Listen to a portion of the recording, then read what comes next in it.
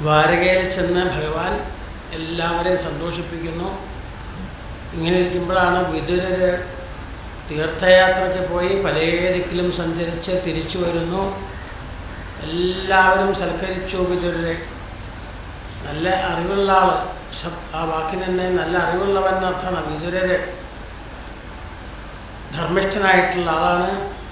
എല്ലാവരും അദ്ദേഹത്തിനെ ബഹുമാനിച്ചു. അവിടെയെല്ലാം പോയി എന്തെല്ലാം വർത്തമാനങ്ങൾ എല്ലാം പറഞ്ഞു കേൾപ്പിച്ചു. പക്ഷേ ഭഗവാന്റെ വേർപാട് മാത്രം പറഞ്ഞില്ല. ഭഗവാൻ ഈ ലോകം വിട്ട് പോയി കഴിഞ്ഞു, എല്ലാം കഴിഞ്ഞ് അവതാര കൃത്യങ്ങളൊക്കെ കഴിഞ്ഞു. അത് പറയാതിരുന്നത്, അത് കേട്ടാൽ പാണ്ഡവന്മാർക്ക് വല്ലാതെ വിഷമവും. പെട്ടെന്ന് പറഞ്ഞാൽ ഭഗവാൻ ഈ ലോകം വിട്ട് പോയെന്ന് പറഞ്ഞാൽ മറ്റുള്ളവർക്ക് വിഷമം വരുന്ന കാര്യങ്ങൾ പറയരുതെന്നാണ്. അപ്പം അങ്ങനെ അത് മാത്രം പറഞ്ഞില്ല. എന്നാൽ സൂചനകളൊക്കെ കൊടുത്തു. ഇനി അധികം കാലമില്ല, കലി പ്രവേശിച്ചോ എന്ന് തന്നെ സംശയം. ഈ ഭൂമിയുടെ സൗന്ദര്യമെല്ലാം പോയി എന്നൊക്കെ പറഞ്ഞപ്പോൾ അതുകൊണ്ട് വളരെ കരുതി ഇരുന്നോളൂ തോന്നുന്നു. ഭഗവാന്റെ അവതാര കൃത്യങ്ങളെല്ലാം കഴിഞ്ഞ് പോവുകയായിരുന്നു. അപ്പോൾ അങ്ങനെ എല്ലാ സൂചനകൾ മാത്രം കൊടുത്തു. ഇത് കഴിഞ്ഞിട്ടാണ് പിന്നെ ഭഗവാൻ ഈ ലോകം തന്നെ വിട്ടുപോയി എന്ന് പിന്നീട് അറിഞ്ഞപ്പോഴാണ് പാണ്ഡവന്മാർക്ക് വല്ലാതെ വിഷമായി. ക്രമത്തിൽ അറിഞ്ഞോട്ടെ എന്ന് വിചാരിച്ചു. അങ്ങനെ ഭഗവാൻ ഈ ലോകം വിട്ടുപോയെന്ന് അറിഞ്ഞപ്പോഴാണ് ഇനി ഇവിടെ ഇരിക്കണ്ട, എല്ലാം അമംഗളമായിത്തീരും എന്ന് വിചാരിച്ച് പരീക്ഷത്തിനെ രാജ്യഭാരം ഏൽപ്പിച്ചുകൊണ്ടാണ് പാണ്ഡവന്മാർ മഹാപ്രസ്ഥാനമായിട്ട് പോകുന്നത്. ഭഗവാനോടൊപ്പം ഇരുന്ന് ഭഗവാനെ തന്നെ വേണ്ട പോലെ മനസ്സിലാക്കാൻ കഴിഞ്ഞില്ലല്ലോ ആ സമയത്ത് എന്നൊക്കെ വിചാരിച്ച പല സന്ദർഭങ്ങൾ. ഏതെല്ലാം ആപത്തിൽ തനിക്ക് രക്ഷ കിട്ടിയിട്ടുണ്ടോ അതൊക്കെ ഭഗവാൻ കൃഷ്ണനായിരുന്നു. പക്ഷെ അതൊന്നും അറിഞ്ഞില്ല. തൻ്റെ ഭൃത്യനാണ്, തേര് കളിക്കുന്നവനെന്നൊക്കെ മാത്രമേ വിചാരിച്ചുള്ളൂ ഭഗവാനെക്കുറിച്ച് എന്നൊക്കെ വിചാരിച്ചു. ഏതായാലും പോകാമെന്നും പറഞ്ഞ് പരീക്ഷത്തിനെ അവിടെ രാജ്യഭാരം ഏൽപ്പിച്ചു കൊടുക്കുക. പരീക്ഷത്തിൻ്റെ ജനനം അതിനുമുമ്പായിട്ട് വർണ്ണിച്ചു. ഈ വംശം തന്നെ ഇല്ലാതാക്കാനായിട്ട് അശ്വത്ഥാമ വസ്ത്രം പ്രയോഗിച്ചപ്പോഴാണ് ഉത്തരാദേവി ഭഗവാനെ ശരണം പ്രാപിച്ചു.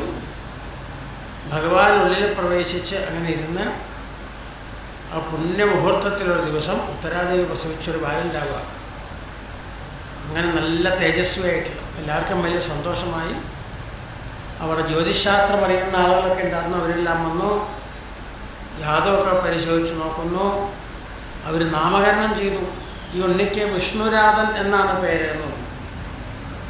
വിഷ്ണുവിനാൽ ദാനം ചെയ്യപ്പെട്ടവെന്നാണ് വാക്കിനർത്ഥം. വിഷ്ണുരാധൻ എന്ന പേര്. അതായത് ഭഗവാനാണ് ഈ ഉണ്ണിയെ രക്ഷിച്ച് നിങ്ങളുടെ വംശം നിലനിർത്താനായിട്ട് നിങ്ങൾക്ക് തന്നതെന്നാണ് അതിൻ്റെ സൂചന. പക്ഷേ വിഷ്ണുരാധൻ എന്നുള്ള ആ പേരാവില്ല പ്രസിദ്ധി വരിക. ഈ ഉണ്ണി അമ്മയുടെ ഗർഭത്തിലിരിക്കുമ്പോൾ രക്ഷിക്കാൻ വന്നിട്ടുള്ള ഭഗവാനെ കാണുന്നുണ്ടായില്ല. ഭഗവാൻ രക്ഷിച്ചുകൊണ്ട് അങ്ങനെ ചുറ്റും സഞ്ചരിക്കുമ്പോൾ അങ്ങനെ നോക്കി കാണുന്നുണ്ടായില്ല. അതുകൊണ്ട് പുറത്ത് വന്നപ്പോഴും ആ രൂപം കാണുന്നുണ്ടോ, തൻ്റെ അടുക്ക് വന്നവരിൽ ആ രൂപമുണ്ടോ, ആ ഭഗവാനുണ്ടോ നോക്കിക്കൊണ്ട് ചുറ്റും നോക്കും. അതുകൊണ്ട് പരിതാഹ ഈക്ഷത, ചുറ്റും നോക്കുന്നവൻ എന്നർത്ഥത്തിൽ പരീക്ഷിത്ത് എന്നുള്ള പേരാണ് പ്രസിദ്ധമായിട്ട് വരിക. പിന്നെ ജാതകമൊക്കെ പരിശോധിച്ച് എല്ലാം പറഞ്ഞു കൊടുക്കും. വലിയ വില്ലാളി വീരന്മാരുണ്ട്, അവരിൽ വച്ച് അഗ്രഗണ്യനാവും. പ്രജകളെ രക്ഷിക്കുന്ന വിധത്തിൽ രാജാക്കന്മാരിൽ വച്ച് ഏറ്റവും അഗ്രിമനായിട്ട് തീരും. ഇങ്ങനെ വേണ്ട എന്തെല്ലാം യോഗ്യതകളാണ് ഈ ഉണ്ണിക്ക് പറയാൻ പറ്റില്ല എന്നാണ്. അത്രയും യോഗ്യതകളുണ്ട്. പക്ഷെ അവസാനം ഒരു സർപ്പത്തിൻ്റെ കടിയേറ്റ് മരണം സംഭവിക്കുന്നു. അപ്പോൾ വല്ലാതെ വിഷമായി. ഇത്രയെല്ലാം ഗുണങ്ങളുണ്ടായിട്ട് അവസാനം ഇങ്ങനെയായിരുന്നു. അപ്പോൾ ഋഷിമാർ പറഞ്ഞു, സർപ്പത്തിൻ്റെ കടിയേൽക്കുന്ന ശാപം കിട്ടുകയുള്ളൂ, ശാപമൊന്നും ഫലിക്കില്ല. ശാപം ഫലിക്കുന്നതിന് മുമ്പ് തന്നെ പുത്രനെ രാജ്യഭാരമൊക്കെ ഏൽപ്പിച്ച് ഇദ്ദേഹം ഗംഗാതീരത്തിൽ ചെന്നെത്തും. ഭഗവാന്റെ പാദതീർത്ഥക്കരയിൽ അവിടെ നിന്ന് എത്തിച്ചേരാന്ന് പറഞ്ഞാൽ അത്ര സുഗതമാണ്.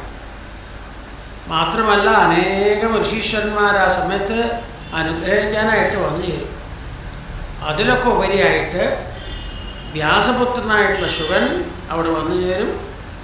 അദ്ദേഹത്തിൻ്റെ മുഖത്തു നിന്ന് എന്തെല്ലാം മനുഷ്യൻ കേൾക്കേണ്ടതുണ്ടോ, എങ്ങനെയൊക്കെ ഭഗവാനെ സ്തുതിക്കേണ്ടതുണ്ടോ, ഇതെല്ലാം മനസ്സിലാക്കി ആ വിശേഷമായ ഗ്രന്ഥം, സർവഗ്രന്ഥങ്ങളിലെ സാരമായിട്ടുള്ള ഭാഗവതം കേട്ട് ഭഗവാനിൽ ചെന്ന് അങ്ങോട്ട് ലയിക്കും.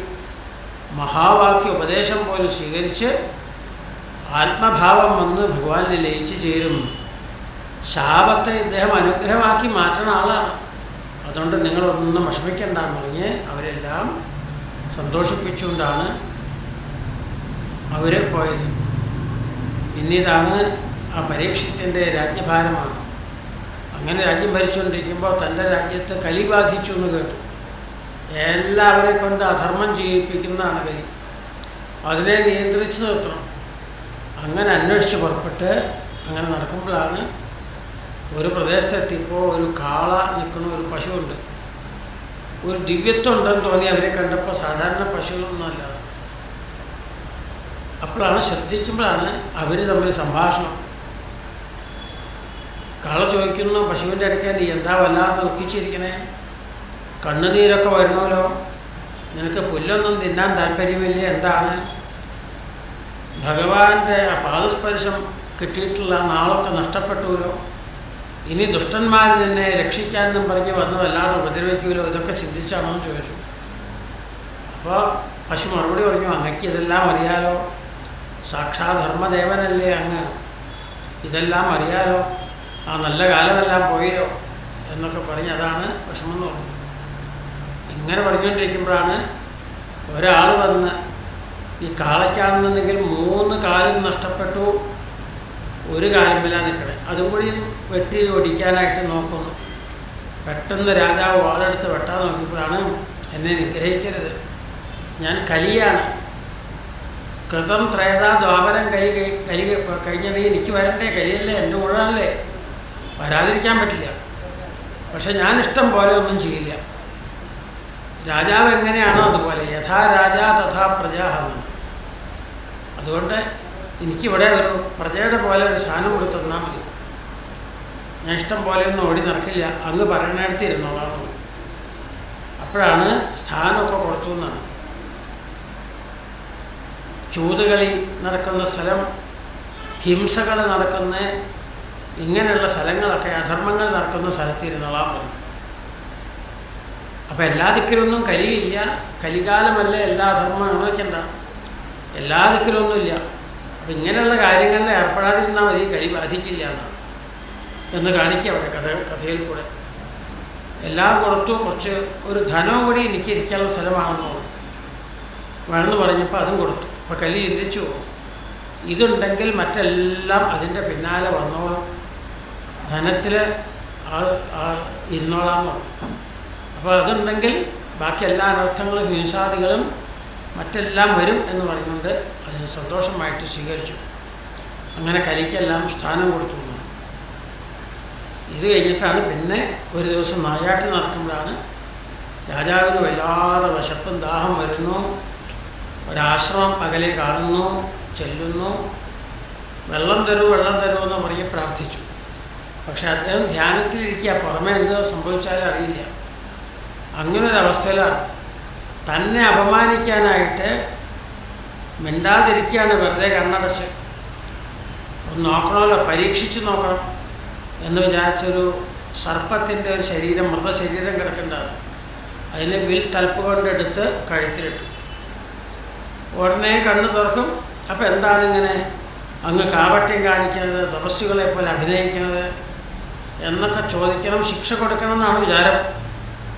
പക്ഷെ അതേപോലെ ഒന്നും യാതൊരു അനക്കമില്ല. അപ്പോഴാണ് ഇതേതോ ശരിക്കും ധ്യാനിച്ചിരിക്കുന്ന ഒരാളെ, ഒരു മഹാത്മാവാണ്. ഇവരൊക്കെ ലോക നന്മ പ്രാർത്ഥിച്ചിരിക്കുക. ഇവരുടെ തപശക്തി കൊണ്ടാണ് നമുക്ക് പോലും രാജ്യം ഭരിക്കാൻ കഴിയുന്നത്. അവരെ പ്രത്യേകം ആദരിക്കണം എന്നാണല്ലോ ഋഷിമാർ പറഞ്ഞിരുന്നത്. അവരെയാണല്ലോ താൻ അപമാനിച്ച ഒരാളെ. എനിക്ക് നല്ല ശിക്ഷ തരണേ ഭഗവാനെ എന്നും പറഞ്ഞ് പ്രാർത്ഥിച്ചുകൊണ്ട് അവിടുന്ന് കൊട്ടാരത്തിലേക്ക് പോണു. ശമീകൻ എന്നുള്ള മഹർഷിയാണിത്. ശൃംഗി എന്നുള്ള പുത്രനുണ്ട്. പുത്രൻ്റെ അടുക്ക ആൾക്കാർ പറഞ്ഞു, കൂട്ടുകാർ പറയണു, മുനികുമാരന്മാർ നിൻ്റെ അച്ഛനെ ആരോ അപമാനിച്ചിട്ടുണ്ട്, പോയി നോക്കാൻ പറഞ്ഞു. നോക്കുമ്പോഴാണ് ഈ അവസ്ഥയിൽ ലോകനന്മയ്ക്ക് വേണ്ടി ലോകാ സമസ്ത സുഖിനോ ഭവന്തു എന്ന് പ്രാർത്ഥിച്ച് തപസ് ചെയ്തുകൊണ്ടിരിക്കുന്ന എൻ്റെ അച്ഛനെ അവമാനിച്ചില്ലേ? ആരാ എന്താണെന്ന് അറിയില്ല.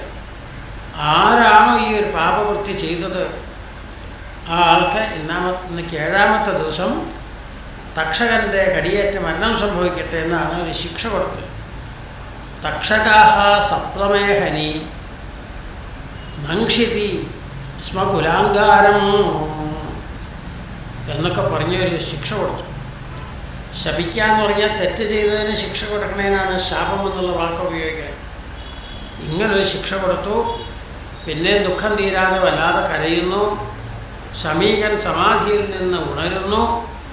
എന്താ പറ്റിയെന്ന് ചോദിച്ചപ്പോൾ ഇത് പറഞ്ഞു കേൾപ്പിച്ചു. ഇതൊന്നും വിഷമിക്കണ്ട എന്നും പറഞ്ഞ് ആ സർപ്പത്തിൻ്റെ ശരീരം എടുത്ത് കളയുകയും ചെയ്തു. നല്ല ശിക്ഷ കൊടുത്തിട്ടുണ്ട് അച്ഛാ ഞാൻ ഇവന്, ആ ചെയ്ത ആൾക്ക്. എന്താ ശിക്ഷ? ഇന്നേക്ക് 7ാമത്തെ ദിവസം തക്ഷകൻ്റെ കടിയേറ്റ് മരണം. എന്താ ശിക്ഷ? അദ്ദേഹം ദിവ്യദൃഷ്ടി കൊണ്ട് നോക്കിക്കൊണ്ട് പറഞ്ഞു, അയ്യോ, നമ്മളെ രക്ഷിക്കുന്ന രാജാവിനാണ് ഈ ശിക്ഷ കൊടുത്തത്. രാജാവ് രാജ്യം ഭരിക്കാരനാണ്, നമുക്ക് ആപത്തൊന്നും കൂടാതെ ഈ കാട്ടിലിരിക്കാൻ കഴിയുന്നത്. നമ്മളെ രക്ഷിക്കുന്ന ആളെ നീ ശിക്ഷിച്ചോ? ഏതായാലും വാക്ക് പറഞ്ഞില്ലേ, മാറ്റാൻ പറ്റില്ല. രാജാവിൻ്റെ അടുക്കൽ ചെന്ന് പറയാം, ഇങ്ങനൊരു ശാപം കിട്ടിയിട്ടുണ്ടെന്ന് പറയാൻ പറഞ്ഞു. അങ്ങനെ ഒരാളെ പറഞ്ഞയക്കണോ, ചെന്ന് പറയണോ, ഞാൻ ചെയ്ത തെറ്റിന് ഭഗവാൻ തന്നെ എനിക്ക് ശിക്ഷ തന്നത് എന്നെ ശുദ്ധീകരിക്കാൻ. ഇനി ഒരു നിമിഷം ഇരിക്കണ്ട. പുത്രനെ രാജ്യഭാരം ഏൽപ്പിച്ചു കൊടുത്ത്, ജനമേജയനെ രാജ്യഭാരം ഏൽപ്പിച്ചു കൊടുത്ത്, കുറച്ച് ദർഭപ്പുല്ലെടുത്ത് ഗംഗാതീരത്തിൽ വന്ന് അതവിടെ വിരിച്ച് അവിടെ അങ്ങോട്ട് ഇരുന്നു. പരീക്ഷിത്ത് രാജാവ് രാജ്യം അപേക്ഷിച്ചത് പ്രായോപവേശം, മരണം വരെ ഉപവാസം. ഇങ്ങനെ രാജാക്കന്മാരെ ചരിത്രത്തിലൊന്നും കേട്ടിട്ടില്ല. ആ മഹാത്മാവിനെ അനുഗ്രഹിക്കണമെന്ന് വിചാരിച്ച് ഋഷിമാരെല്ലാം വന്നു ചേരുക അവിടെ. അത്രീഹി വസിഷ്ഠ ച്യവനാഹ ശരദ്വാൻ അരിഷ്ടനേമീഹി ഭൃങ്കുരങ്കിരാശ്ച. ഇങ്ങനെ തുടങ്ങിയ ശിഷ്യന്മാർ അവർ ശിഷ്യന്മാരോടുകൂടി വരുന്നു. എല്ലാവരെയും കണ്ടപ്പോൾ രാജാവിന് സന്തോഷമായി. മരണസമയത്ത് വേണ്ടപ്പെട്ടവരെ അടുക്ക കണ്ണയിൽ തന്നെ സുഹൃതം വേണം. ലോകബന്ധുക്കളായിട്ടുള്ള നിങ്ങളല്ലേ വന്നേക്കണത്, എനിക്കൊരു ഭയം തോന്നുന്നില്ല, എന്ത് വേണമെങ്കിൽ സംഭവിച്ചോട്ടെ. അലം ഗായത വിഷ്ണുഗാഥ, ഭഗവത് കഥ പാടി കേൾപ്പിച്ചോളൂ, കേട്ട് കേട്ട് ഭഗവാനിൽ ലയിക്കാലോ എന്ന് പറഞ്ഞു. പക്ഷേ 7 ദിവസമേ ഉള്ളൂ. അതുകൊണ്ട് എന്തൊക്കെയാണ് കേൾക്കേണ്ടത് ഒന്നും ബാക്കി വരരുത്. ഇനി ഇതുപോലെ കേൾക്കാൻ പറ്റുന്ന ഒരു ജന്മം കിട്ടുമെന്ന് പോലും അറിയില്ല. അതുകൊണ്ട് അപാര കരുണാശാലികളായിട്ടുള്ള നിങ്ങൾ അനുഗ്രഹിക്കണം. ഇനിയൊരു ജന്മം എടുക്കേണ്ടി വന്നാൽ അപ്പോഴും സത്സംഗം കിട്ടണം. ഞങ്ങൾക്ക് ഭഗവത് കഥ കേൾക്കാനുള്ള അവസരം ഉണ്ടാവണം, ഭക്തി ഉണ്ടാവണം. ഇതിനനുഗ്രഹിക്കണേ എന്ന് പറഞ്ഞു. അപ്പോഴാണ് ഋഷിമാരെന്താ പറഞ്ഞു കൊടുക്കേണ്ടത്? 7 ദിവസമേ ആയുസുള്ളൂ. ഏതൊരു ശാസ്ത്രം ഉപദേശിക്കണമെങ്കിലും ചുരുങ്ങിയത് ഒരു 6-7 മാസം വേണം. കേൾക്കേണ്ടതായിട്ട് അനേക ശാസ്ത്രം ബഹുവേദിതവ്യം, അറിയേണ്ടതായിട്ട് കേൾക്കേണ്ടതായിട്ട് എത്ര ശാസ്ത്രങ്ങളാണ്. ഈ അല്പസമയം കൊണ്ട് ഈ മഹാത്മാവിന് എന്ത് പറഞ്ഞു കൊടുക്കും എന്ന് വിചാരിച്ചിരിക്കുമ്പോഴേക്കും തത്രാഭവത് ഭഗവാൻ വ്യാസപുത്ര ശുഖബ്രഹ്മർഷി ഭാഗവതം പാടിക്കൊണ്ട തത്ര ഭാഗവതം പഠൻ, ഭാഗവതം പഠിച്ചുകൊണ്ട് ചൊല്ലിക്കൊണ്ടാ വന്നു ചേർന്നെ. 100 കണക്കിന് ഋഷിമാരെല്ലാവരും എഴുന്നേറ്റെന്ന് വന്ദിച്ചു. പരീക്ഷിത്ത് അവിടെ ഇരുന്ന് കഴിഞ്ഞ ആളാണല്ലോ പ്രായോപവേശം. ശിരസ് കൊണ്ട് വന്ദിച്ചു. ഗുരുവിനോട് ചോദിക്കുന്നു, അങ്ങേ കാണാൻ കഴിഞ്ഞ വലിയ ഭാഗ്യം, എന്താണ് മനുഷ്യൻ്റെ കർത്തവ്യം എന്ന് ചോദിച്ചു. യത് ശ്രോതവ്യമഥോ ജപ്യം യൽ കർത്തവ്യം അഭിപ്രഭോ സ്മർത്തവ്യം ഭജനീയം വാ ബ്രൂഹി യദ്വാ വിപര്യം. എന്താണ് ജപിക്കേണ്ടത്, എന്താണ് ധ്യാനിക്കേണ്ടത്, എന്താണ് കേൾക്കേണ്ടത്, എന്തൊക്കെ ചെയ്യണം, എന്തൊക്കെ ചെയ്യരുത് എല്ലാം പറഞ്ഞു തരണം. 7 ദിവസം കൊണ്ട് 7 ദിവസമേ അതിന് സമയമുള്ളൂ. പറഞ്ഞു തരണേ ഗുരുനാഥ എന്ന് പറഞ്ഞ് പ്രാർത്ഥിച്ചു. അപ്പോൾ ശാപം കിട്ടിയെന്നൊക്കെ കഥ പറഞ്ഞതാ, ശാപമൊന്നുമില്ല, വിരക്തി വന്നു എന്ന് കാണിക്കാനാണ്. മനുഷ്യന് വിഷയത്തിലുള്ള ആസക്തി എപ്പോഴാണ് പോകുക? മരണം ഉറപ്പാകുമ്പോഴാണ്. അപ്പോൾ അതുകൊണ്ട് മരണം ഉറപ്പായിട്ടുള്ള ആൾക്ക് എങ്ങനെ ഭഗവാനിലെ മനസ്സുറയ്ക്കുന്നുവോ അതുപോലെ മനസ്സുറച്ചു ഭഗവാനിലായി എന്ന് കാണിക്കാനാണ് ശാപം കിട്ടിയെന്ന് പറയുന്നത്. അങ്ങനെ എന്താ വേണ്ടതെന്ന് ചോദിച്ചു. അവ പറഞ്ഞു ഇങ്ങനെ ചോദിച്ചുകൊണ്ടാണ്. അപ്പോൾ ശാപം കിട്ടിയെന്നാണെങ്കിൽ എന്താ ചോദിക്കുക? എന്താ ജപിക്കേണ്ടത്, എന്താ സ്മരിക്കേണ്ടതെന്നല്ല ചോദിക്കുക. ഇങ്ങനെ ശാപം കിട്ടി അതിൽ നിന്ന് എങ്ങനെ മുക്തി കിട്ടും, എങ്ങനെ ശാപമുക്തനാവാം എന്നാണ് ചോദിക്കേണ്ടത്. പക്ഷെ ആദ്യം ചോദിച്ചല്ല, മനുഷ്യൻ്റെ കർത്തവ്യം എന്നാണ്. അതപൃച്ഛാമി സംസിദ്ധിം യോഗിനാം പരമം ഗുരും പുരുഷസ്യേഹയൽ കാര്യം മ്രിയമാണസ്യ സർവദാ. മരിച്ചുകൊണ്ടിരിക്കുന്ന മനുഷ്യൻ എന്ത് ചെയ്യണം, എന്താണ് മനുഷ്യൻ്റെ പരമമായിട്ടുള്ള കർത്തവ്യം, എന്തൊക്കെയാണ് ചെയ്യരുതാത്തതെന്നാണ് ചോദിച്ചത്. വലിയ സന്തോഷമായി. ഇങ്ങനെ ശിഷ്യൻ്റെ ആ ചോദ്യം കേട്ടപ്പോൾ അതിനെ പ്രശംസിച്ചുകൊണ്ട് ഉത്തരം പറയാനായിട്ട് ആരംഭിക്കുക. അതാണ് 2-ാം സ്കന്ധം 10 അധ്യായങ്ങളിൽ ഭാഗവതമെല്ലാം മനുഷ്യൻ്റെ കർത്തവ്യമെല്ലാം ഒന്ന് സംഗ്രഹിച്ച് പറയും. പിന്നീടാണ് അതിനെ വിസ്തരിക്കുക. ശുകബ്രഹ്മർഷിയുടെ വാക്ക് ആരംഭിക്കുകയാണ്. ശ്രീശുകോവാച വരീയാനേഷത്തെ പ്രശ്നകൃതോ ലോകഹിതം നൃപ ആത്മവിത്സമ്മത പുംസാം ശ്രോതവ്യാദുഷ്യപരാ ശ്രോതവ്യാദീനി രാജേന്ദ്രനാം സന്ധി സഹസ്രശ അപശ്യതാമാത്മതത്വം ഗൃഹേഷു ഗൃഹമേധിനാം നിദ്രയാ ഹ്രിയതേവക്രം യവായേന ച വാവയഃ ദിവാചാർത്ഥയ രാജൻ കുടുംബഭരണേന വാ ദേഹാവത്യകളത്രാദിഷ്വാത്മസൈന്യേഷ്വസർസ്വഭി തേഷാം പ്രമത്തോ നിധനം പശ്യന്നപി ന പശ്യതി. തസ്മാത് ഭാരത സർവാത്മാ ഭഗവാൻ ഈശ്വരോ ഹരിഃ ശ്രോതവ്യകീർത്തിതവ്യശ്ച സ്മർത്തവ്യശ്ച യച്ഛദാഭയം.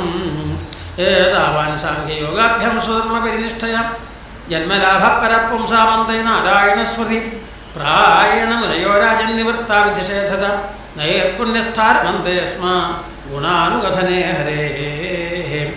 ഇദം ഭാഗവതം നാമ പുരാണം ബ്രഹ്മസംവിദം അധീതവാൻ ദ്വാപരാദോ വിദുർദ്വൈവായനാദഹം പരിനിഷ്ഠിതോപി നൈർഗുണ്യ ഉത്തമശ്ലോകലീലയാ ഗൃഹീതചേതാ രാജർഷേ ആഖ്യാനം യദധീതവാൻ തദഹം തേഭിധാസ്യാമി മഹാപൗരുഷികോ ഭവാൻ യസ്യ ശ്രദ്ധതാമാശു സ്യാൻ മുകുന്ദേ മതിസ്സതി. ഏതം നിർവിദ്യമാനാനാമിക്ഷതാമുകുതോ ഭയം യോഗിനാം നൃപനിർണീതം ഹരേർനാമാനുകീർത്തനം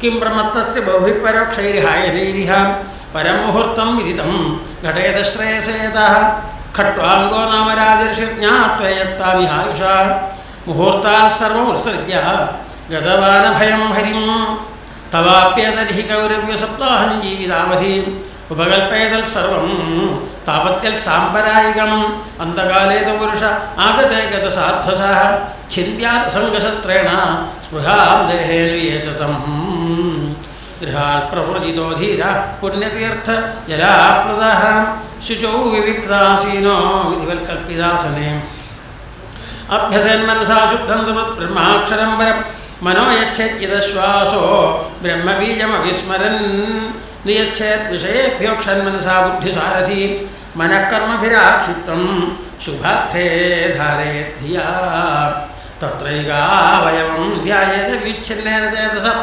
മനോ നിർവിഷയം വാ തതഃ കിഞ്ചന ന സ്മരേത് പദം തൽപരമം വിഷ്ണോർമനോ യത്ര പ്രസീദതി രജസ്തമോഭ്യാമാക്ഷിപ്തം നിഗൂഢം വിഗൂഢം മനാത്മനാം യച്ഛേദ്ധാരണയാ ധീരോ ഹന്തി യാതൽകൃതം വരം യസ്യാം സന്ധാര്യമാണായാം യോഗിനോ ഭക്തിലക്ഷണാം ആശു സമ്പദ്യത്തെ യോഗ ആശ്രയം ഭദ്രമീക്ഷതാഃ. രാജോവാച യഥാ സന്ധാര്യത്തെ ബ്രഹ്മൻ ധാരണായത്ര സമ്മത യാതി ശിവാ ഹരേദാശു പുരുഷസ്യ മനോമലം. ശ്രീശുകോവാച ജിതാസനോജിതശ്വാസോ യത സങ്കോചിതേന്ദ്രിയ സ്ഥൂലേ ഭഗവതോ രൂപേ മനസ്സന്ധാരയദ്ധിയാ വിശേഷസ്തസ്യ ദേഹോയം സ്ഥവിഷ്ഠശ്ച സ്ഥവീയസാം യത്രേദം ദൃശ്യതേ വിശ്വം ഭൂതം ഭവ്യം ഭവച്ച സദം ആണ്ഡകോശേ ശരീരേസ്മിൻ സപ്താവയവ സംയുതേ വൈരാജഃ പുരുഷോ യോസൗ ഭഗവാൻ ധാരണാശ്രയ.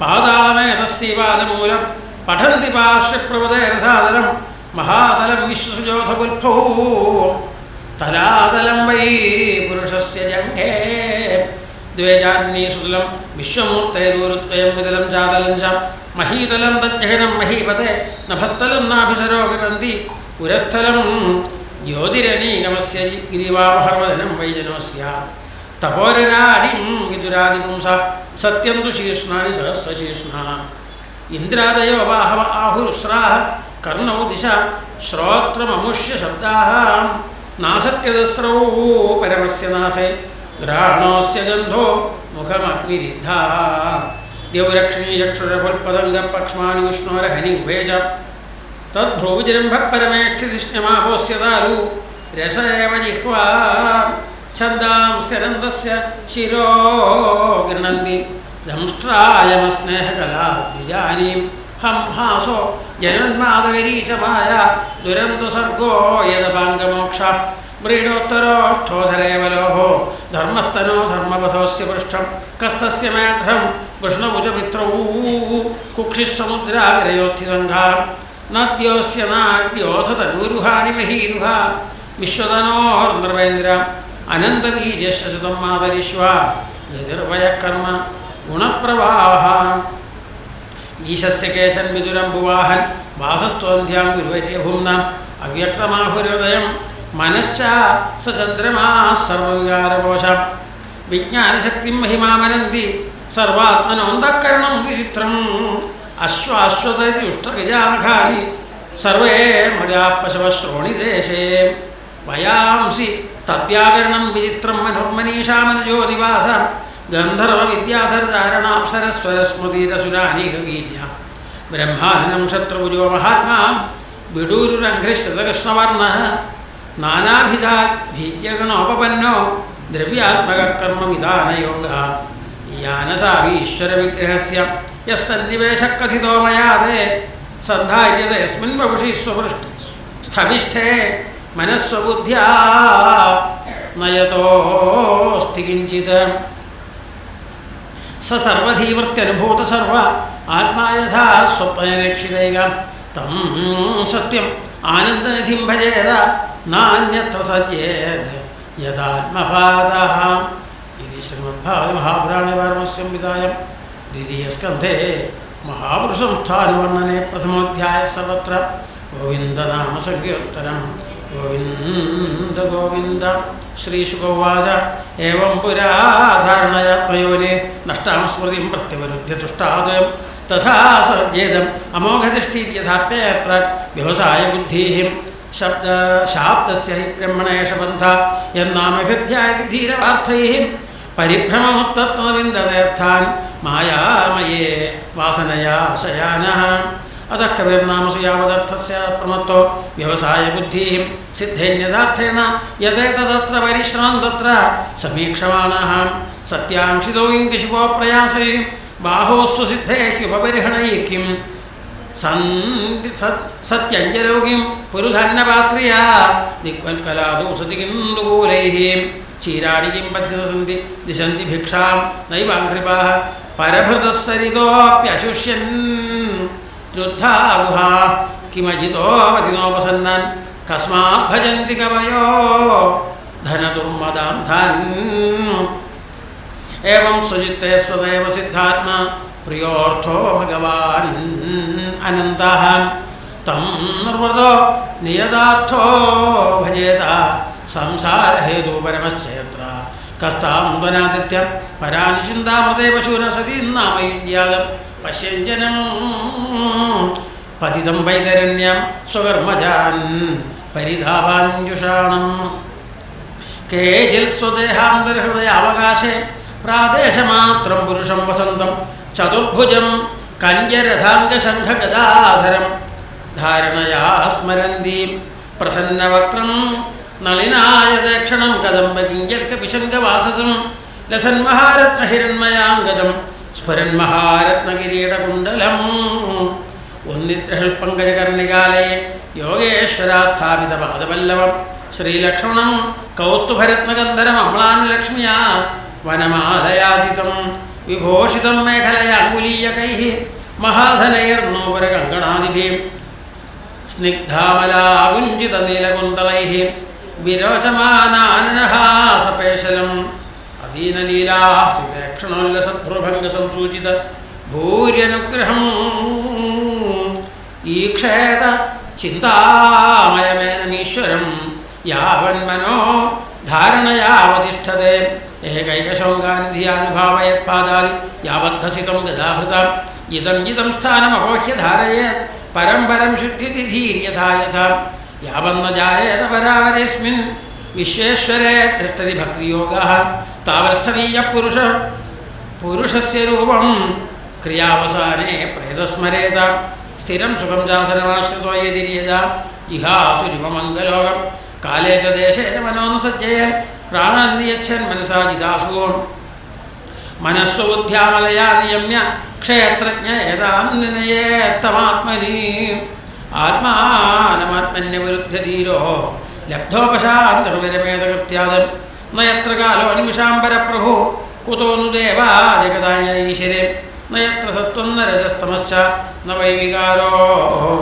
ന മഹാൻ പ്രധാനം പരം പദം വൈഷ്ണവമാമനന്ദിയത് തത് എന്നേതി നേതീത്യതദുത്സിതൃക്ഷവ വിസജ്യ ദൗരാത്മ്യമനന്യസൗഹൃദ ഹൃദോപഗുഹ്യാരിഹപദം പദേ പദേ ഇത്തം മുനിസ്തോപരമേ വ്യവസ്ഥിതോ വിജ്ഞാനവീര്യസുരന്ധിതാശയ സ്വഭാഷ്ണിനാഭീക്യകുതം തതോ നിലം സ്ഥാനേഷു ഷട്സു ഉന്നമയേതജിതക്രമഃ നാഭ്യാം സ്ഥിതം ഹൃദ്യതിരോപ്യ തസ്മാദുദാനകൃത്യോരസിതം നയന്മുനി തതോനുസന്ധായ ധിയാ മനസ്വീ ശ്രുതാലുമൂലം ശനകൈർനയേത തസ്മാത് ഭ്രോരന്തരമുന്നയേത നിരുദ്ധസപ്തായ നോനപേക്ഷ സ്ഥിത്വാ മുഹൂർത്താർത്ഥം അഗുണ്ഠദൃഷ്ടീഃ നിർഭിദ്യമൂർധൻ വിസർജ്യേൽപരംഗതഃ യദി പ്രയാസ്യൻ നൃപ പാരമേഷ്ഠ്യം വഹ്യായസാനാമതയത് വിഹാരം അഷ്ടാധിപത്യം ഗുണസന്നിവായേ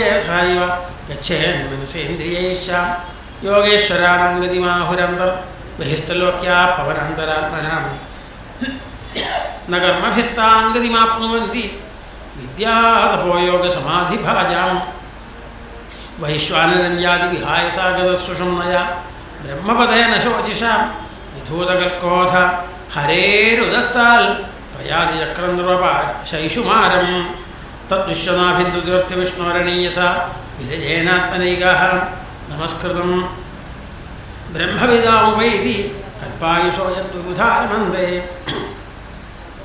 അഥോനന്ദസ്യ മുഖാൻലേന ദന്തഹ്യമാനം സനിരീക്ഷ്യ വിശ്വം निर्याति सिद्धेश्वरजुष्टधिष्ण्यं यत् वैवराध्यं तदुपारमेष्ठ्यं न यत्र शोको न जरा न मृत्युर्नार्तिर्न चोद्वेगयुते कुतश्चिन् यच्चित्तदोधः कृपयानिदं विदां दुरन्तदुःखप्रभवानुदर्शनाय ततो विशेषं प्रतिपत्ति निर्भयस्तेनात्मना अपोल्लमूर्तिरत्वरं ज्योतिर्मयो वायुं वैत्यकाले वायुआत्मनाखं बृहदात्मलिङ्गं घ्राणेन गन्धं रसनेन वैरसं रूपं तु दृष्ट्या श्वसनं तु चैव श्रोत्रेण चोपेत्य नभोगुणत्वं प्राणेन सागोति उपैति योगी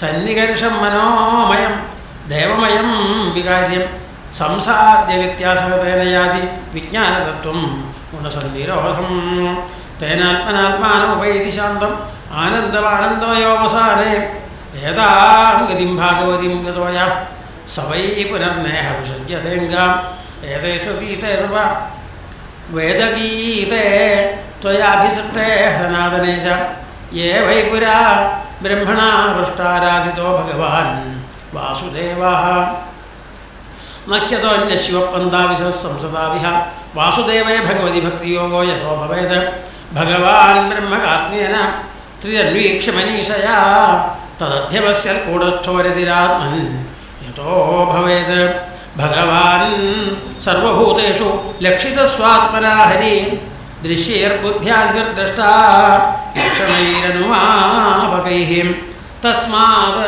सर्वात्मना राजन् हरिः सर्वत्र सर्वदा श्रोतौ व्याख्यर्थितव्यश्च സ്മർത്തവ്യോ ഭഗവാന്നു നാം പിബന്തി യേ ഭഗവതാത്മനഃ സദാം കഥാമൃതം ശ്രവണപുടേഷു സംഭൃതം പുനന്തി തേ വിഷയവിദൂഷിതാശയം വ്രജന്തി തച്ചരുണ സരോരുഹാന്തികം.